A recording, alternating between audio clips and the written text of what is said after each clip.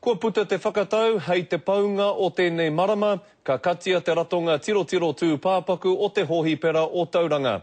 Nō reira me hari ngā tāngata o taua takiwā, i ō rātou tū pāpaku ki wāhike.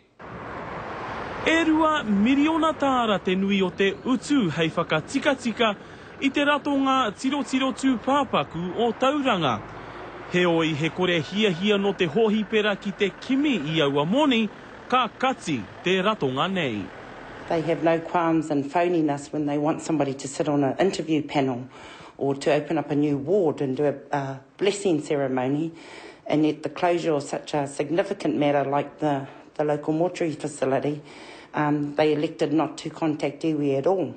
E ai ki te poari hauora o te waiariki, no te tāhu o te ture ke te he, kaore ngā iwi o Tauranga i whai wāhi ki te whakatau.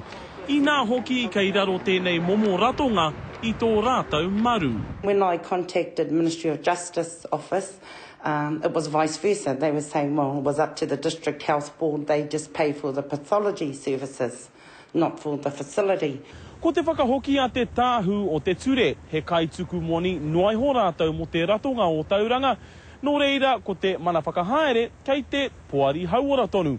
Hei tāpiri e ai ki te tāhu, nā te poari rātau i oati, kua mōhio ke ngā iwi o te katinga o te ratonga.